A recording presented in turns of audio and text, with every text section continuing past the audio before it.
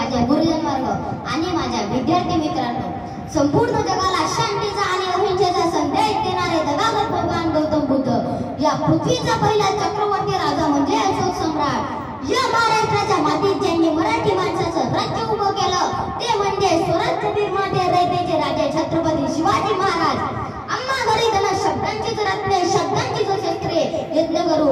या भाषेत त्यांनी शब्दांचं महत्व सांगितलं आणि यांच्या अभंगाच्या ओळी डॉक्टर बाबासाहेब आंबेडकर यांनी आपल्या मुखनायकाच्या मुखपृष्ठावर छापल्या. ते म्हणजे जगद्गुरु संत तुकाराम महाराज.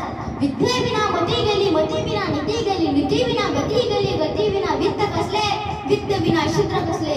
एवढे अनर्थ एका अविद्येने घडले असे सांगणारे क्रांतीसूर्य महात्मा ज्योतिराव फुले आणि यांच्याच पावलावर पाऊल टाकणाऱ्या महाराष्ट्रातील पहिल्या महिला शिक्षिका म्हणजेच क्रांतीज्योती सावित्रीबाई फुले.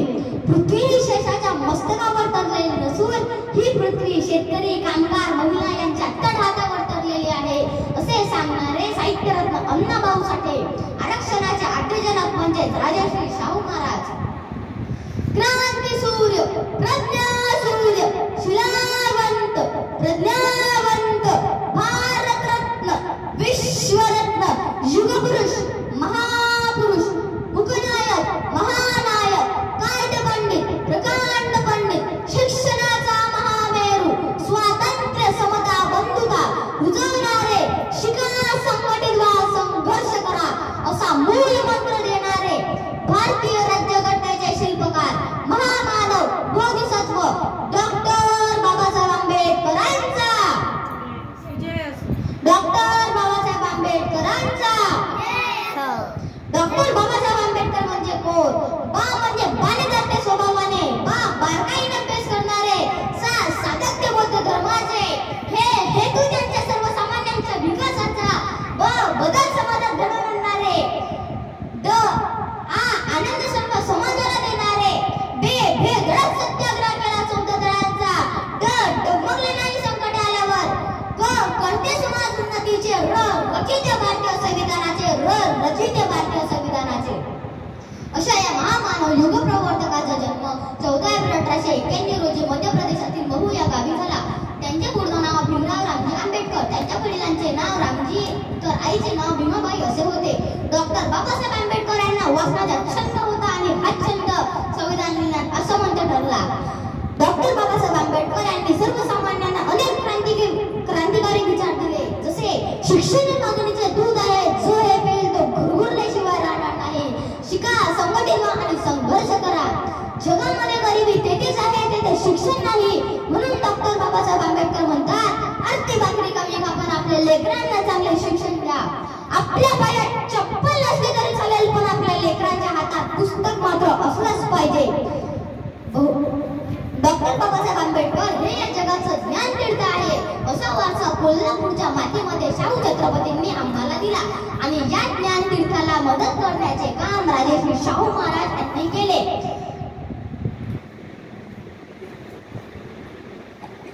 राजश्री शाहू महाराज यांनी केले. त्यांना किती संकटाचा सामना करावा लागला, वर्गाच्या बाहेर बसावं लागायचं आणि तेव्हा या देशात इंग्रजांचं राज्य होतं.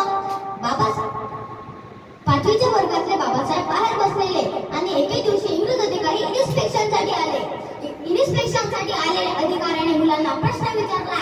आज बसलेल्या एकाही मुलाला प्रश्नाचं उत्तर आलं नाही. वर्गाच्या बाहेर बसलेल्या मुलाने हात वर केला आणि म्हणाला, मी देतो साहेब उत्तर. असाच तो मुलगा प्रत्येक प्रश्नाला हात वर करायचा आणि प्रश्नाचं उत्तर द्यायचा.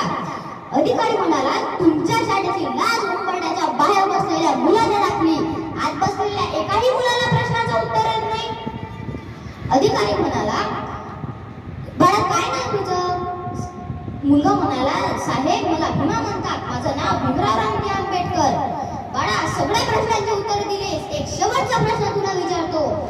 भीमा म्हणाला, विचारा साहेब. सांग भीमा, या पृथ्वीपासून सगळ्यात दूरचा ग्रह कोणता? तेव्हाच डॉक्टर बाबासाहेबांनी मान खाली घातली, डोळ्यात पाणी आलं आणि सांगायला लागले, साहेब या पृथ्वीपासून सगळ्यात दूरचा ग्रह कोणता हे मला माहित नाही, पण या पृथ्वीपासून माझ्यासाठी सगळ्यात दूरचा ग्रह म्हणजे वर्गाच्या कोपऱ्यात ठेवलेला पाण्याचा माठ आहे साहेब, पाण्याचा माठ आहे. अरे ज्या बाबासाहेबांना पाण्याच्या माठाला हात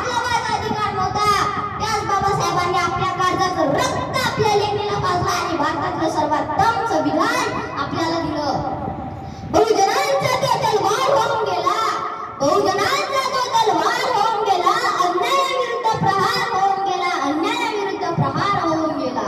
होते ते पण एक गरीबच, अरे होते ते पण एक गरीबच, जगाचा कोई नूर होऊन गेला. अरे या सर्वांना अजून कळत कसं नाही, अरे या सर्वांना अजून कळत कसं नाही, वर्गाच्या बाहेर बसणारा सुद्धा या भारताचं संविधान लिहून गेला, या भारताचं संविधान लिहून गेला. ज्या बाबासाहेबांना या देशात शिकण्यासाठी पुस्तक सुद्धा दिले जात नव्हते, त्याच बाबासाहेबांनी एक असे पुस्तक लिहिले की त्याच पुस्तकावर आज आपला संपूर्ण भारत देश चालतो, ते म्हणजे आपले भारतीय संविधान. मित्रांनो, मेहनती हे करा, भीच लागते, त्रास सहन करा, वास लागतो, कष्ट हे करा, वेच लागतात, तेव्हा पुढे असाचा उजेड आपल्या वाटायला येतो. उगाच नाही होत, सगळ्या तुमच्या झोपता ते बाहेर काढायला हवं, सोडून द्यावं लागतं सगळं. तेव्हा कुठं घडवता येतं, तेव्हा कुठं गरुडता येतं. डॉक्टर बाबासाहेब आंबेडकर 18 तास अभ्यास करायचे, पण आपल्याला तर 4 तास अभ्यास करू वाटत नाही, मग प्रगती कशी होणार? मी आपल्याला शेवटी एवढेच सांगू इच्छितो, ज्याप्रमाणे छत्रपती शिवाजी महाराज प्रत्येकाच्या घरात छोट्याशा हृदयात आहेत, त्याचप्रमाणे या महामानवाला एकच समाजापुरती मर्यादित न ठेवता प्रत्येकाच्या घरात छोट्याशा हृदयात त्याला जागा द्यावी, तेव्हाच या महामानवाच्या कार्याला न्याय मिळेल. मला शेवटी फक्त एवढेच म्हणावं असं वाटते, अथांग